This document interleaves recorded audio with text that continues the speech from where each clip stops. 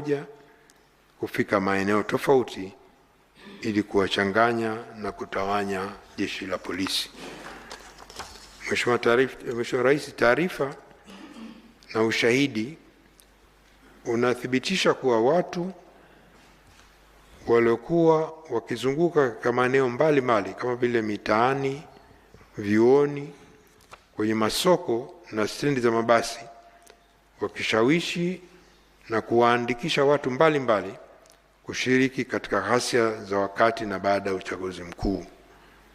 Mfano, watoto wanaoishi katika mazingira magumu, waendesha pikipiki na wajasiriamali wadogo walieleza kuwa walipewa fedha kati ya shilingi 10,000 hadi shilingi 50,000, ni waliahidiwa ajira na maisha bora. Ilielezwa zaidi kuwa kuanzia tarehe 12 Oktoba mwaka 2025 hadi tarehe 28 Oktoba waliwekwa pamoja kupewa mafunzo, kuandaliwa na kuhamasishwa kuwa sehemu ya kuanzisha na kushiriki ghasia siku hiyo.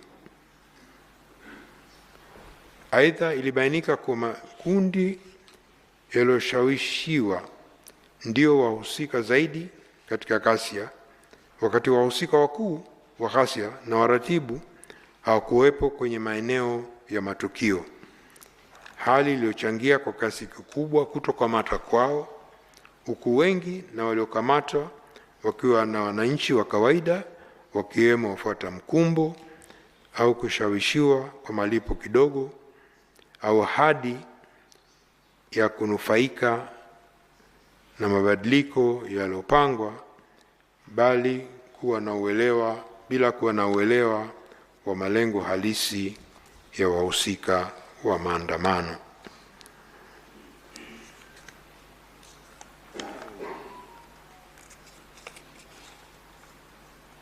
Kuna kijana mmoja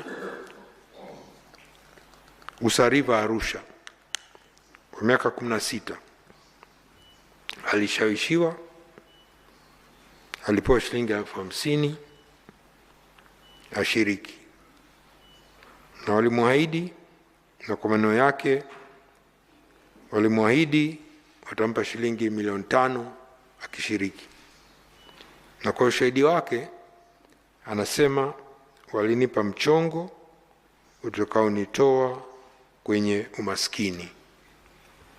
Huyo ni mmoja tu katika mashahidi ambao wamekuja mbele ya tume kuelezwa namna walivyorubuniwa ili kushiriki kwenye ghasia. Kutokana na ushahidi na taarifa na maoni yaliyopatikana, tume inabainisha na imeainisha kwenye ripoti yake Mheshimiwa Rais mbinu 16 zilizotumika na wahusika wakuu na waratibu kufanikisha ghasia za wakati na baada ya uchaguzi mkuu.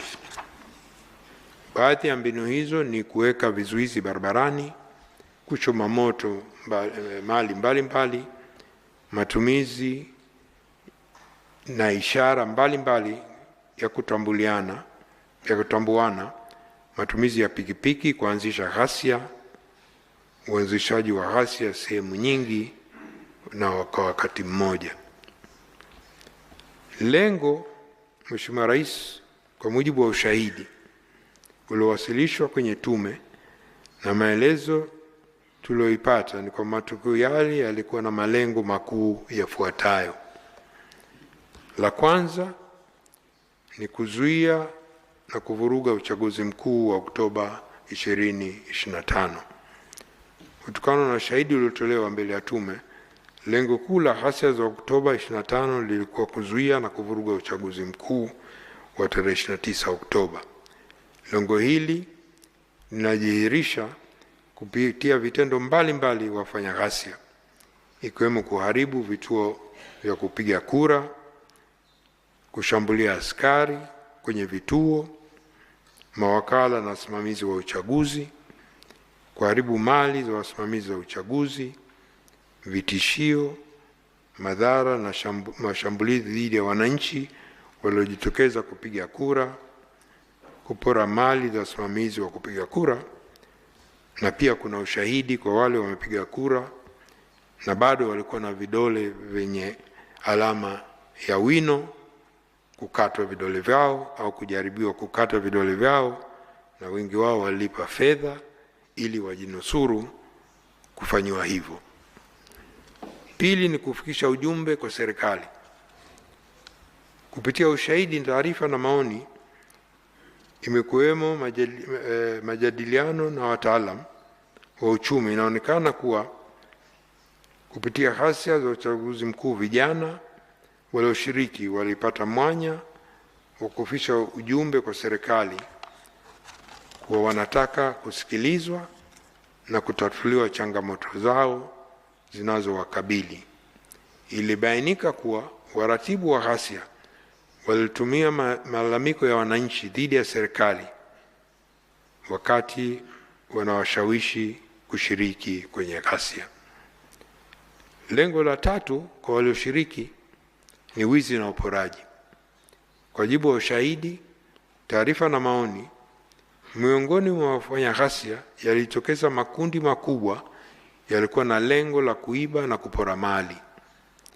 Ushahidi wa moja kwa moja wa waathirika waliopora mali zao au kuibiwa, pamoja na picha za kidijitali na za kupitia picha mnato na picha mjongeo, unaonyesha namna vitendo vya wizi na uporaji vilivyofanywa na makundi hayo. Kwa mfano, wizi na uporaji uliotokea katika maduka na maeneo mengine ya biashara kwenye mikoa iliyotembelewa na tume. Vitendo hivi vimethibitisha pia na baadhi ya wamiliki wa mali na biashara waliofika mbele ya tume kutoa ushahidi.